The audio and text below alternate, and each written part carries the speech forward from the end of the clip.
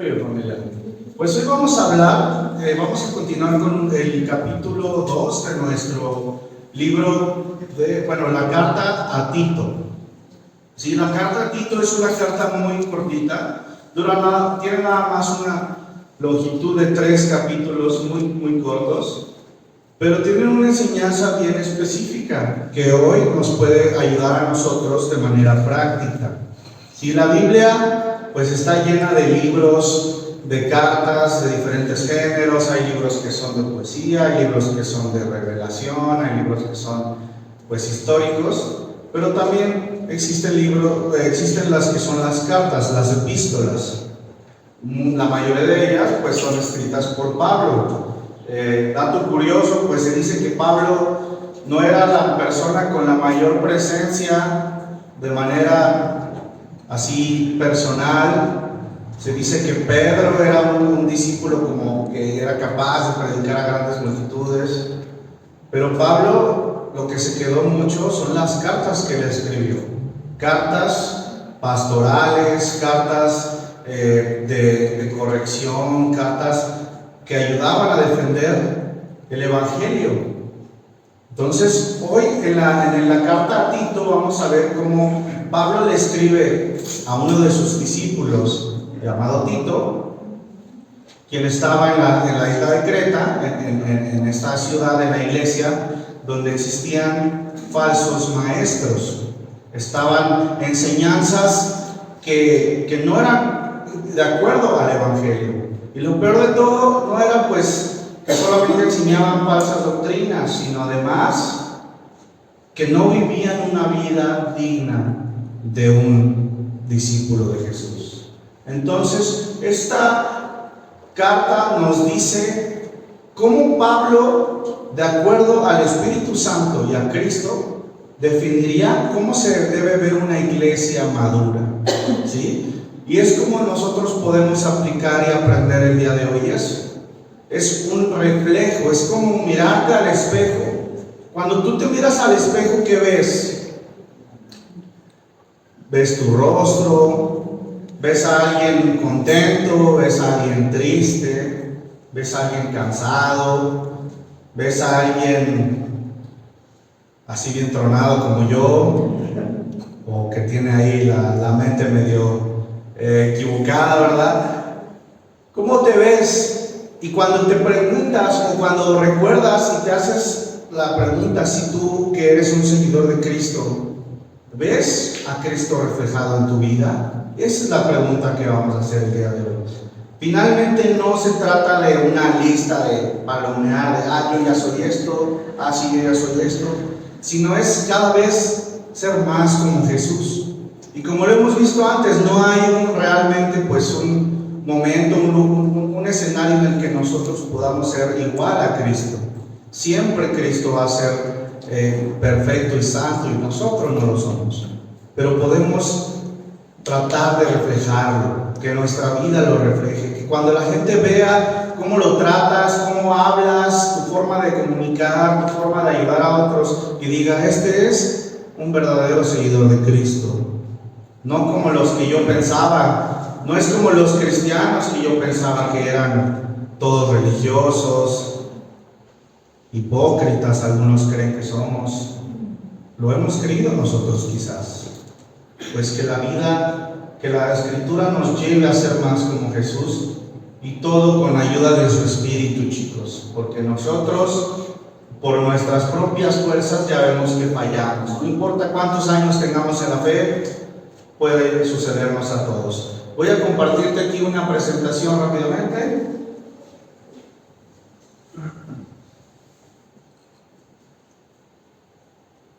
Puedes ir abriendo Tito en tu Biblia para que nos acompañes, y si tienes la posibilidad también de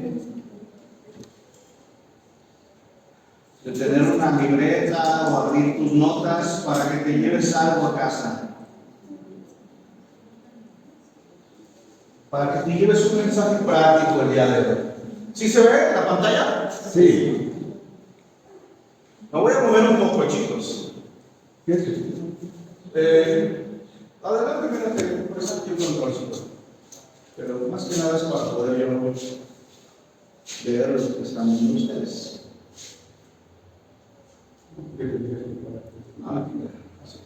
Sí, no lo están viendo. En mi pantalla, yo también, ustedes en la suya, ¿verdad? En el capítulo 1 de Tito vimos el reflejo de cómo debe ser un líder. ¿Alguien me puede ayudar a leer la escritura de Tito 1:6?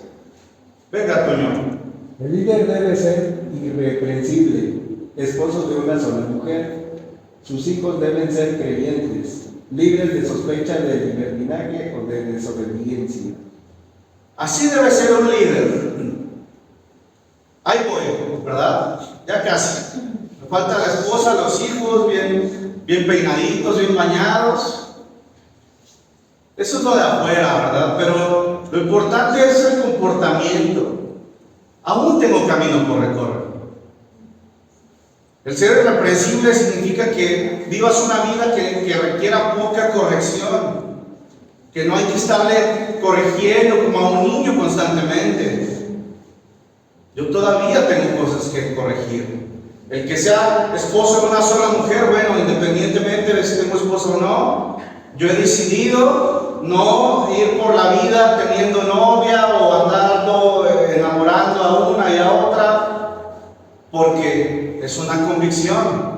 También, pues, que sus hijos sean creyentes, ¿no? Que sus hijos también alaben a Dios.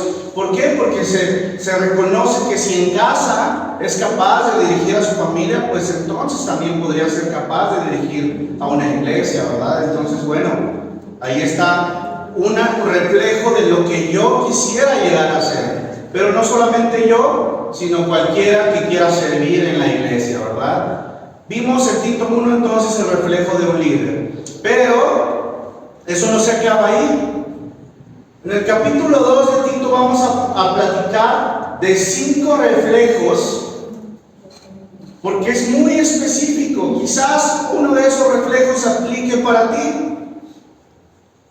El reflejo, la clase de hoy se llama el reflejo de una iglesia madura. Queremos que la gente venga a esta iglesia y diga, ¿saben qué? Esta es la iglesia de Cristo. ¿Cómo vamos a hacer eso?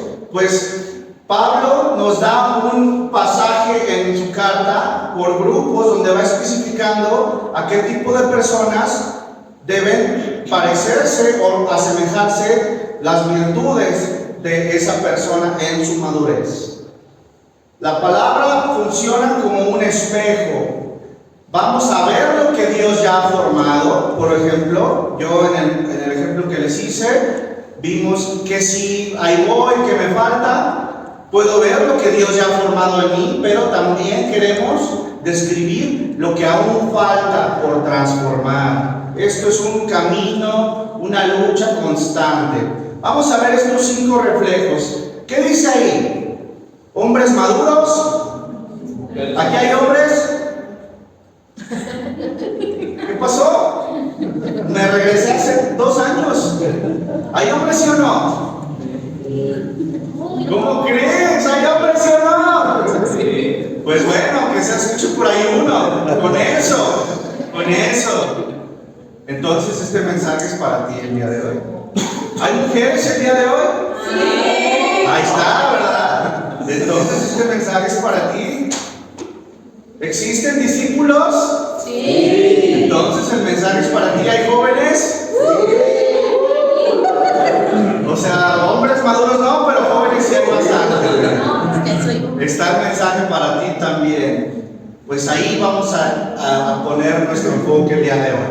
Primero vamos a ver cómo debe reflejarse un hombre maduro. En Tito 2:2 dice que los ancianos sean sobrios, dignos, prudentes, sanos en la fe, en el amor y en la perseverancia. Vamos a ir punto por punto. ¿Qué significa la sobriedad? Ahorita que andamos en época de mundial,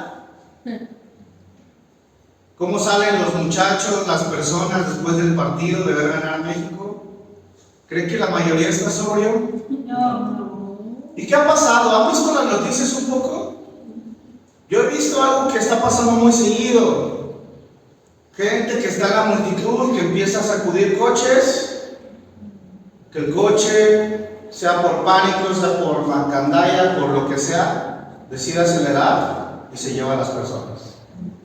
Y vemos gente peleando. Hay un caso muy triste en Los Cabos donde era una familia que iba en un coche, los empiezan a sacudir en uno de los festejos, el hombre entra en pánico porque los empiezan a agredir, acelera, obviamente, atropella a algunas personas, se estrella con un poste y esto genera que la gente empiece, que lo vaya por él y lo empiezan a golpear. Tristemente esa persona falleció por la golpiza que le dieron. Y aunque tenía sus niñas ahí. Podrás decir que fue culpa de él porque aceleró y lastimó a estas personas. Pero también, ¿crees que esto hubiera pasado en un entorno sobrio? Por eso es tan importante la sobriedad. La palabra sobrio describe a alguien que no está, literalmente no está embriagado. Pero no solamente aplica al alcohol, aplica también a un estado no embriagado, es una mente equilibrada, una mente vigilante, una mente que es capaz de ser dueña de sí misma. Cuando estamos en ese estado, yo lo he estado, en mi pasado llegué a batallar con eso. No eres tú mismo. De hecho, la palabra alcohol tiene un origen y un trasfondo ahí, si quieres investigar, relacionado a posesiones. Es como si estuvieras poseído. Por eso un hombre maduro en la iglesia, no es que el alcohol esté prohibido porque no nos gusta divertirnos, es porque Dios quiere que seamos hombres sobrios, que no tomemos decisiones por estar en un estado alterado, donde no podemos controlarnos. Y no solamente del alcohol, sino de las sustancias, de cualquier cosa que altere tu estado mental, porque no eres capaz de estar vigilante y no eres capaz de controlarte. ¿Qué más dice la Escritura? ¿Quién me puede decir? Sobrios, ¿y qué más dice? Serios. En algunas versiones dice dignos. ¿Qué es un hombre digno? La palabra digno, sernos, en griego describe a alguien honorable, alguien cuya persona, una persona cuya vida inspira respeto. Esto me hizo pensar. En mi familia nos gusta divertirnos, nos gusta ser chistosos, pero a veces por estar divirtiendo en los demás podemos lastimar a otros, así somos los hombres en mi familia. Y me hizo pensar, soy un hombre que genera respeto, alguien que inspira respeto. Bueno, ahí hay algo que yo podría trabajar, pero también cada uno de los hombres que estamos aquí. ¿Cómo vamos a inspirar respeto? No se trata de inspirar miedo, ¿verdad? En el mundo nos dicen que el respeto se gana con miedo, con poder. En Cristo sabemos que el respeto se gana por una vida moral, por una vida ética, por una vida íntegra. Es decir, la gente sabe que conmigo las cosas van derecho. Yo no me presto a mentiras, yo no me presto a chismes, yo no me presto a cometer actos ilegales. No me gusta eso. Es una decisión que he tomado. Bueno, eso inspiraría respeto, ¿verdad? Entonces ahí tenemos como hombres pues algo que podemos aspirar a hacer. ¿Qué más dice? Prudentes. Significa con dominio propio, significa sensatos, de buen juicio, con una mente equilibrada. Es como lo contrario a los ebrios, ¿verdad? Es como muy similar a los sobrios. Estamos viendo ya aquí un patrón. Dios espera que los hombres seamos prudentes, que tengamos dominio propio, que seamos capaces de tomar decisiones correctas. No siempre vamos a tomar decisiones correctas. A veces nos vamos a equivocar, Pero un hombre sensato, prudente, aprende de sus errores. Un hombre sensato quizás pide consejo antes de actuar. ¿Sabes? El hombre que no es prudente actúa dependiendo de cómo amaneció ese día. Si lo hacen enojar, toma decisiones que al rato va a estar arrepentido. Eso no es un hombre prudente. ¿Qué más dice? Sanos. Los hombres debemos ser sanos, que en el griego significa, donde es la misma raíz de donde viene la palabra de higiene. ¿Sí? La palabra de una fe saludable, un amor saludable, una perseverancia saludable, no solamente correcta, sino que esté viva. Saludables, puede ser incluso en salud. ¿Cuántos hombres el día de hoy en México nos cuidamos de salud? Y luego estamos batallando en nuestra vejez con la diabetes, con problemas del hígado que no pudimos cuidar cuando éramos jóvenes. Y cómo eso afecta también nuestra vida en la fe, nuestro amor con nuestras parejas. ¿Es un amor sano? ¿Es un amor correcto? ¿O es un amor ya enfermizo? ¿Es un amor ya herido por las imágenes, por la lujuria? ¿Cuántas personas y cuántos hombres en México no están batallando con eso? Y finalmente, un comentario de un escritor cristiano dice: la doctrina sana se produce con cristianos sanos. Queremos que la gente sepa que la iglesia de Cristo es una iglesia de doctrina sana, como viene la palabra en la carta a Tito. Pablo llama a que vivamos una doctrina sana, pues debemos tratar de ser cristianos sanos. Vamos a pasar al siguiente reflejo. Ahora sí, aquí parejo para todos. Ya vimos que los hombres tenemos ese gran camino por recorrer. Pues ahora vamos a platicar un poquito de las mujeres maduras en la fe. ¿Cómo se ve una mujer madura en la fe? ¿Alguien que me pueda apoyar a leer Tito 2, del 3 al 5? ¿Quién se anima? Igualmente las ancianas deben portarse con reverencia y no ser chismosas ni emborracharse. Deben dar un buen ejemplo y enseñar a las jóvenes a amar a sus esposos y a sus hijos, a ser juiciosas, puras, cuidadosas del hogar, bondadosas y sujetas a sus esposos, para que nadie pueda hablar mal del mensaje de Dios. Así es.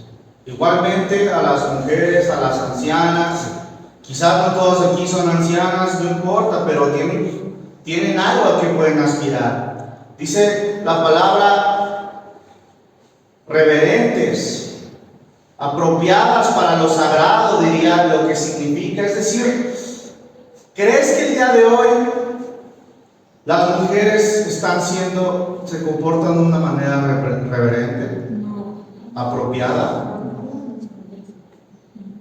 No, esto no es una lucha de géneros, de si el hombre quiere imponerle a la mujer el patriarcado, o que si el hombre o que si la mujer. No se trata de eso, se trata de lo que Dios quiere para cada uno de nosotros. Dice reverentes en su conducta, es decir, que en su conducta se note que a lo mejor, para que entendamos la palabra reverente, podemos ver lo que es lo contrario, alguien irreverente. ¿Quién es alguien irreverente? Alguien que dice cosas fuera de lugar, alguien que quizás hace cosas inapropiadas, provocaciones. Y tenemos una lucha bien fuerte, que si es el hombre el que está ahí mirando incorrectamente, eso clarísimo. Es muy triste, yo he visto comentarios en las redes, cualquier chica sube una foto y los comentarios son terribles, dan vergüenza. Pero tenemos también la otra parte, el mundo te está diciendo que como mujer te vistas como tú quieras, aunque sabemos que muchos te visten de forma provocativa, y esto no es correcto. No es culpa de uno o del otro, es lo que Dios nos está pidiendo. Dice también que no sean calumniadoras. ¿Quién es alguien calumniador? El equivalente en nuestro tiempo sería chismosos. gente que habla mal de otros. Hay un estudio que muestra que los hombres, ¿cómo se bulean los hombres en las escuelas? Físicamente. Pero también las mujeres saben cómo se bulean por la palabra, por la reputación. Inventan esta idea de esta persona, no te juntes con ella, no. También eso duele, también es fuerte. Y si hoy tú eres una mujer cristiana que desea reflejar una mujer madura, como lo dice la Biblia, cuida lo que dices. A veces, incluso a las parejas, porque yo sé, a veces hay esposos que no se ganan quizás el respeto, pero eso no significa que una mujer deba calumniar a su propio esposo. Y lo mismo con otras personas. ¿Qué más dice maestras del bien? Que enseñan a las jóvenes. Yo quiero que tú reflejes el día de hoy cómo estás enseñando a los demás. No significa que vayas y tengas que ir y darle una lista de las cosas que tienen que hacer, pero que tú, en el momento en que tú veas a una persona con una necesidad, tú como mujer cristiana puedas decir, apoyar.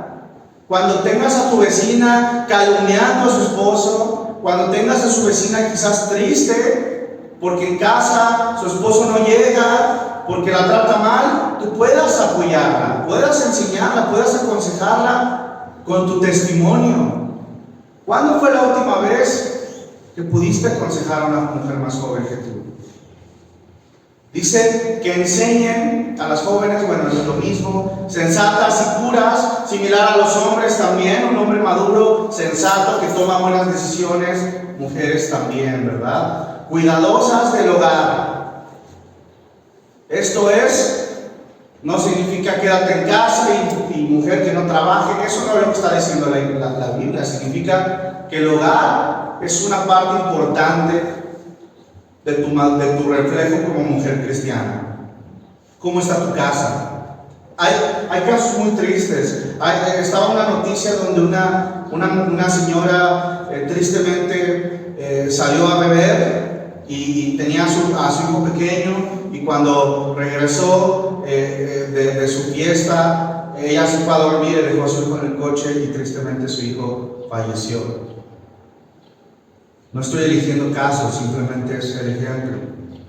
Eso no es cuidar del hogar. A veces, hoy tenemos una cultura que dice a las mujeres, tú puedes hacer todo lo que quieras, no necesitas de un hombre, sal a trabajar, vuélvete la jefa de jefas. ¿Y el hogar? ¿Cómo está? ¿Cómo están los hijos? Los cría otra persona. Los atiende otra persona. No significa que esté mal trabajar. Mi mamá trabajaba, ¿sí? Porque así Dios puso las cosas, pero trataba de encargarse de que en la casa estuviéramos cuidados, de que hubiera la comida a tiempo. Se trata de eso, no se trata de encontrar el cómo no, sino más bien cuál es el mensaje correcto. Finalmente, amables. Mujeres amables, chicos y chicas. ¿Cómo está el día de hoy la amabilidad de cada uno de nosotros? ¿Cómo tratamos a los vecinos? Existe este miedo. Si soy amable con alguien, con un hombre especialmente, no lo voy a malinterpretar. Eso no es lo que estamos discutiendo aquí. Es un trato amable con la gente. O cómo saludas a las personas, cómo pides algo en la calle, con grosería, con un mal tono, o eres amable, como dice la palabra. Y finalmente, sujetas a sus maridos, ¿verdad? Otras versiones dicen sometidas a su marido, a su esposo. Esto es algo que viene de Dios. Y la sumisión no solamente es acepta todo lo que te diga y obedécelo sin chistar, no es eso. Yo tengo mi opinión como mujer, yo te voy a dar mi opinión como esposa, pero finalmente alguien tiene que tomar la decisión. Y cuando no seguimos este orden, pasa lo que pasa el día de hoy. No hay una estructura familiar. Los niños y las niñas crecen sin saber en qué fin de semana van a pasar hoy en la casa, o una imagen correcta de su familia. Esto nada más es un reflejo de lo que tú puedes intentar para poder reflejar a Cristo como mujer. Vamos a pasar ahora al tercer reflejo, el discipulado. Vámonos más rápido. El discipulado significa, o como está en Tito, ahí mismo lo vimos en la escritura que leyó Lupita, las más grandes a las más jóvenes.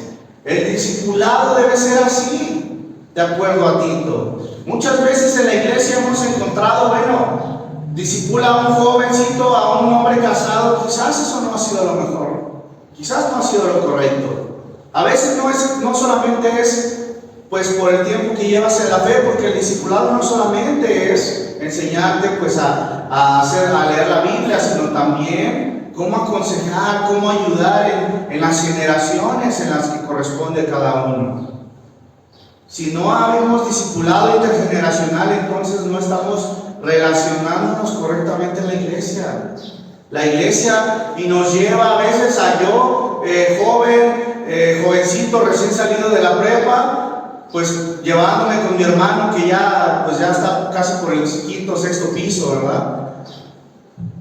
No solo eso, pero claro que representa relacionarnos jóvenes con más jovencitos que yo y con gente mayor que yo. Y eso nos ayuda, porque antes así era la forma de crianza en el mundo. No solamente era mamá y papá criando a un hijo, era las tías, las abuelas, las mujeres cuidaban a las jovencitas, les enseñaban la cocina, les enseñaban el cuidado del hogar, les enseñaban a ser mujeres. Los hombres les enseñaban a los jovencitos a ser honorables, a ser fuertes, a ser valientes. ¿Qué ha pasado?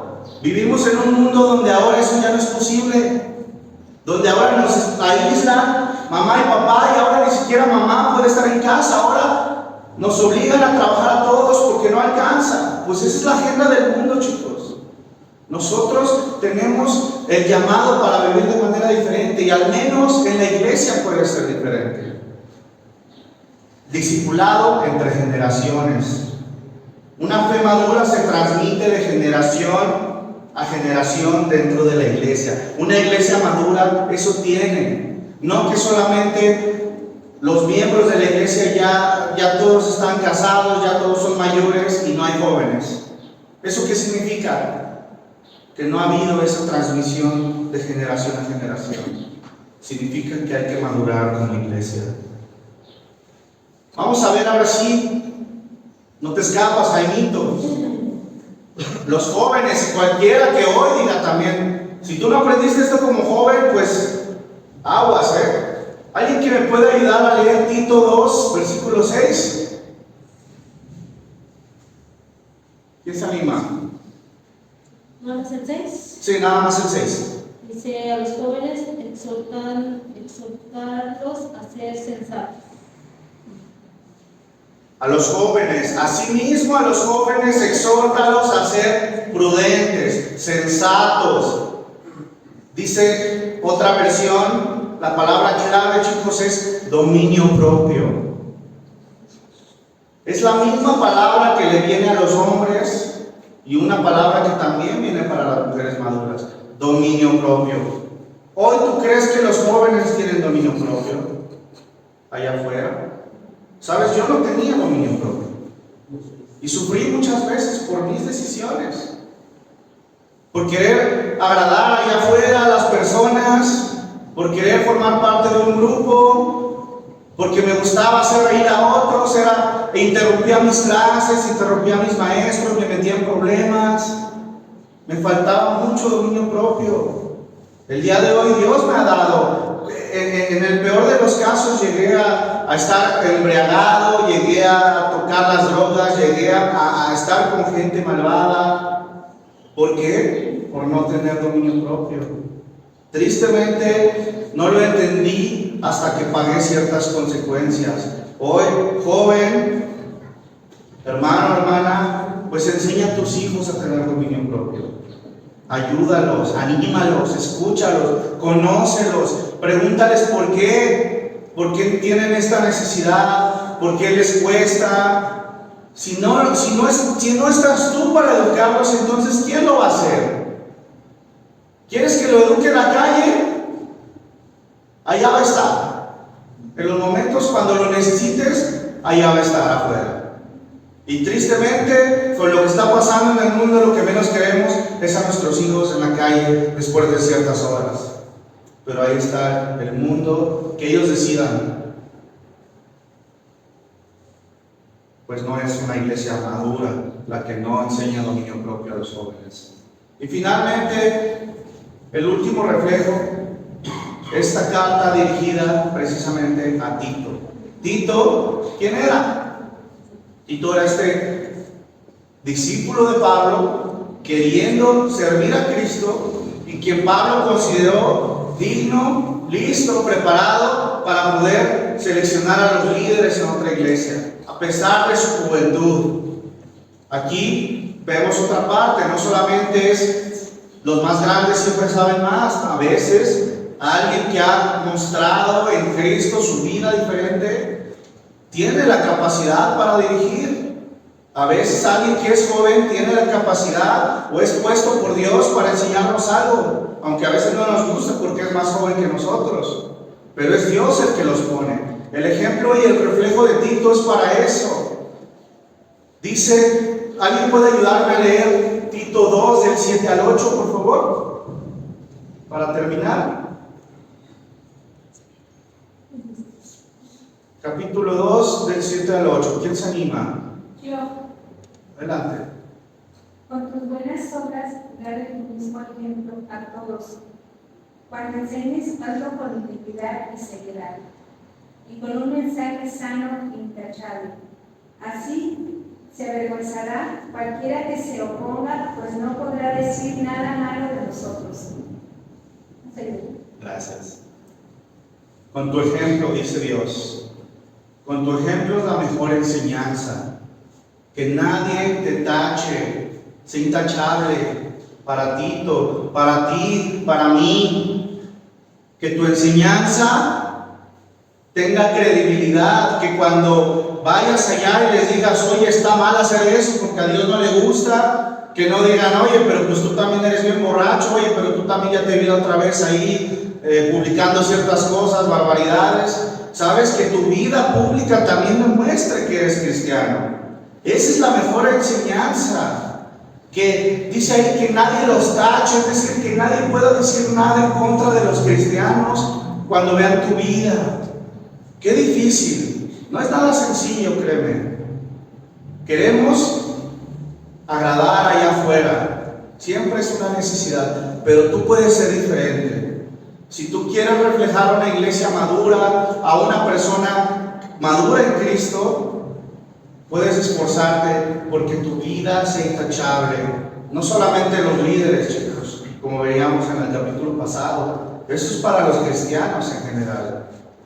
Que vean allá que somos distintos, ¿verdad? Es a lo que aspiramos. Dice las escrituras o la palabra del griego original, dice que se hace un modelo. Es decir, que la gente diga, oye, yo puedo ser así.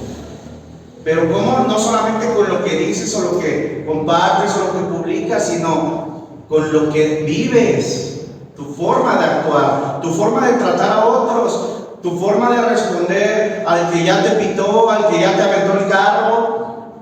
Es ahí, cuando te invitan a hacer lo malo, dice Proverbios, que el hombre malo busca y va alegre, y cuando lo invitan a hacer lo malo, luego, ¿verdad? Ay, vamos a chismear de esta persona. Ay, vamos a meternos a esta casa, ay, vamos a empujar este carro juntos, porque cuando estamos juntos nos envalentonamos para hacer lo malo, pues que seamos diferentes. Que digamos, ¿sabes qué? Perdón, aquí yo no, ¿sabes qué? No me invites a esos lugares, me caes bien y podemos ser amigos, pero yo no piso esos lugares. Yo no tomo eso, yo ya aprendí. Puedes ser honesto y decir, ¿sabes qué? Antes lo hice. Discúlpame, yo el día de hoy ya no lo quiero hacer. Que eso haga que la gente diga, wow, hay gente que todavía es sobria. Qué raro el día de hoy, ¿verdad? Qué raro el que no ha probado las drogas el día de hoy. Qué raro el que no va a las fiestas, a los antros. Qué raro el que no escucha música que humilla a las personas. Qué raro. Eso es lo raro el día de hoy. Antes antes era lo rebelde, era lo interesante, ¿no? Ya no ir a la iglesia para qué, nada más te quiere controlar el gobierno, te quiere lavar el cerebro y no, revélate. Pues hoy todo el mundo está revelado. Hoy no es normal, no es raro escuchar al que dice que la iglesia esto, que la fe esto, hoy es raro el que cree. Hoy es raro el que dice que decide tener una vida pura, santa y sensata. No es nada fácil, pero es el reflejo a lo que Dios nos lleva el día de hoy. Espero que tú hayas podido llevarte una palabra clave, una palabra importante para que tú lo puedas aplicar el día de hoy. Terminamos, chicos, cerrando. Dice un autor, William Moons, que el liderazgo cristiano debe unir lo que es la doctrina y el ejemplo. ¿Sí? Nosotros como cristianos estamos llamados a ser líderes de nuestro hogar, en nuestros trabajos, con nuestros amigos, a ser los primeros que deciden vivir de manera diferente, uniendo nuestra doctrina, es decir, lo que profesamos, decimos alabado sea Dios, nos gusta cantar, pero también nuestro ejemplo muestra que somos cristianos. Ese es el gran ejemplo del día de hoy, para que tú te puedas llevar el día de hoy la enseñanza, la aplicación práctica. Examina lo que enseñas. Vuelve a leer Tito, capítulo 2, del 1 al 10. Repasa cada una de estas enseñanzas. Examina lo que dices y fíjate si tu conducta está alineado con lo que enseñas y lo que compartes. Vive con integridad. Es decir, que haces lo correcto independientemente de si alguien te está viendo o no. Eso es facilísimo, lo puedes implementar el día de hoy. ¿Cómo eres con la basura que tienes? ¿La tiras en la calle o la levantas? O como yo, cuando pasas a tu perrito y se hace el baño, ¿te haces el loco o lo levantas aunque tengas que estar con la bolsita todo el trayecto? Esas cosas serán pequeñas, pero en lo grande influyen mucho. Porque si no eres correcto en lo pequeño, ¿cómo lo vas a hacer en lo grande? Empieza a ponerte ese reto. A cada una de las cosas que haces en tu vida, hacerlas porque es lo correcto, no porque alguien te esté mirando. En el trabajo así somos. Cuando me están mirando cómo trabajamos, ¿verdad? Bueno, no se trata de ser siempre maquinitas, pero que sepas que alguien está viendo lo que estás haciendo. Y es más, para ti mismo, no defraudes a ti mismo. Vive con integridad para que tú mismo puedas decir: he cambiado, gracias Dios. Y te animes, y no andes todo triste y cabizbajo porque has fallado una y otra vez. Y por último, chicos, habla con palabra sana. Enseñemos cosas correctas, cuidemos nuestra boca en casa, con nuestros hijos, con nuestros vecinos y compañeros. Todo eso refleja en nosotros la persona de Cristo. Una iglesia madura no se refleja a sí misma. Que no conozcan a la iglesia de Cristo por qué bien predica Alex, o por qué bien canta Zuli, o qué bien canta Jackie, o qué bien hacen el servicio, sino que vean a Cristo en nuestras vidas. Que reflejen la gracia, como escuchamos hace un momento, hace rato, la gracia de Dios. El tratar a las personas con amor, se lo merezcan o no, con respeto, se lo hayan ganado o no. No seamos como se escucha de repente, que yo no voy a tratar con respeto a mi esposo porque no se lo ha ganado. Eso no es una mujer de Dios. O yo no voy a tratar con respeto a mi jefe porque es bien gacho conmigo y es bien tirano. Eso no es un hombre de Dios. Una iglesia madura no se refleja a sí misma, refleja a Cristo y refleja la gracia y la gloria de Dios a todo el mundo. Acompáñame a una oración. Señor Padre Todopoderoso, gracias, mi Padre, por tu gran enseñanza, Dios. Gracias, Dios, porque tú constantemente nos muestras pues un reflejo de cómo debemos ser, Padre. Dios, hay tantas cosas, Señor, que aún faltan, que logremos, Padre. Tenemos grandes virtudes que tú nos has heredado, Padre, pero también hay deficiencias, Señor. Perdónanos, Padre. Perdónanos si hemos fallado. Perdónanos si hemos dado una mala imagen de tu iglesia y de tu Hijo Jesús, Padre.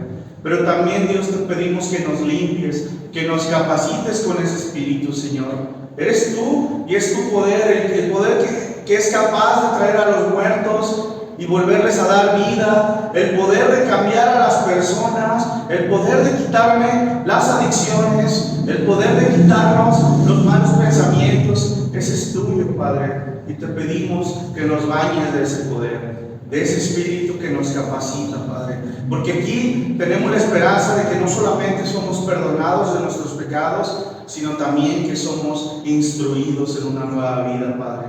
Ayúdanos, Dios, es un largo camino el que sigue recorrer, pero queremos seguirlo contigo, Padre, unidos a Cristo, ceñidos a ti, Padre, y en tu sana doctrina. Ayúdanos a entender las Escrituras de forma correcta, Padre. Ayúdanos a enseñar las Escrituras de forma correcta, Dios, y a poder estar preparados para lo que nos presente este mundo, Señor. Gracias, Dios, porque sin ti no podríamos llegar lejos, pero contigo somos capaces de hacer milagros verdaderamente, Señor, cosas increíbles, cambiar nuestras vidas completamente de cabeza, salir de situaciones difíciles, Padre, enfrentar el pecado que hay dentro de nosotros para vivir una mejor vida. Gracias, Dios, por elegirnos, por amarnos antes de ser dignos, Padre, y porque tú mismo nos has dignificado. Todo esto te lo queremos pedir y orar en el nombre de tu amado Hijo Jesús. Amén. Muchas gracias. Gracias.